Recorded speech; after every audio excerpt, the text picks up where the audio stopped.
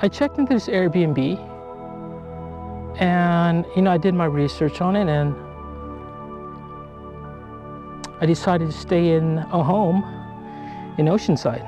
It's a fantastic home. 3 stories.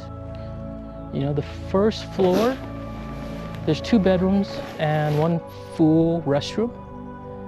And then the second floor, which would be the main floor, because the main door, you enter from the second floor. There's also, I would call, a bedroom with an attached restroom. And there's a kitchen, living room, and balcony. And then on the 3rd floor, it's a private room with its own balcony. And there's a study. Now the study is where I set up all of my equipment and gear. It was a beautiful home, tucked away to the hillside.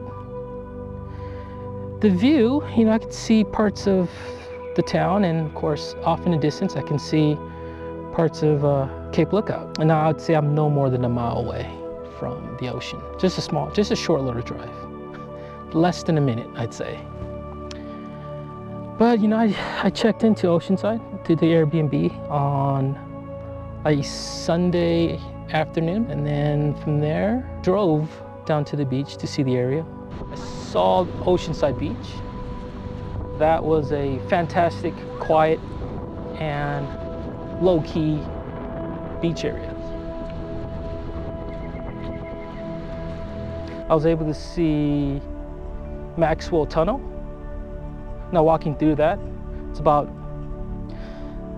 no more than, I'd say, 200 feet. It's a 200-foot walk. And then you walk right under the tunnel of the Maxwell Mountain. There is a tunnel that was carved by the Rosenbergs in the 1990s.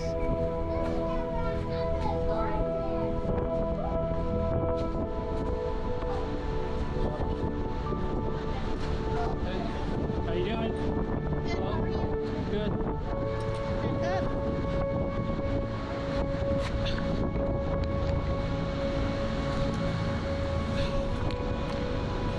And that tunnel takes you from Oceanside Beach to Tunnel Beach.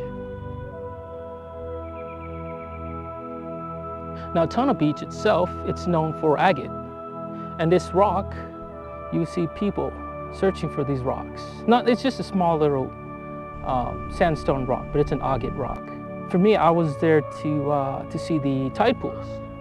I wanted to see the tide pools early in the morning around 6 o'clock. Along the way there, as I made my way from the parking lot in Oceanside Beach, 6 in the morning, I got to see the tide pools, the sea life, the starfish. Now the starfish, they're particularly strange.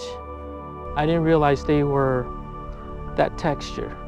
From a glance, when you stare at a starfish, it looks spongy. It looks as if it's like a wet towel. As if you pressed on it, it was like a sponge, but it's not. It's a starfish, the texture of a starfish is more like a rock. They're very rough and tough. To my surprise, the sea life there it's really rich. Along the rocks at low tide, you can see the side of the rocks. It's filled with mussels, lipids, starfish, and anemones. To me, I've never seen a tide pool at low tide. So making my way there in the morning, I wanted to see it. It was something different. And it's also something that I wanted to see, experience, and admire. Now, off in the distance, you can see the sea stacks. And these sea stacks are called the 3 arches. Now, it's more than just 3 sea stacks, it's several, but there are 3 sea stacks out there with arches. And these arches, the chasms that have been carved through them over time, they are huge, hundreds of feet tall and wide. There are nesting birds on top of the sea stacks. And there's even another, I guess you would call it archipelago. And it's called Seal Rock. And it's almost like a colony of seals that use it just to sunbathe. They use it as a way to get out of the water, and they would sunbathe on it. And early in the morning, I was able to catch them as they were sunbathing on the rock. Now the drone I fly, you know, I'm trying to present to my audience the beauty of the area, the majesty of the ocean, the Pacific Ocean. It's quite a distance. And as you stare from above at the three arches, you get to actually understand the size of these sea stacks. They are enormous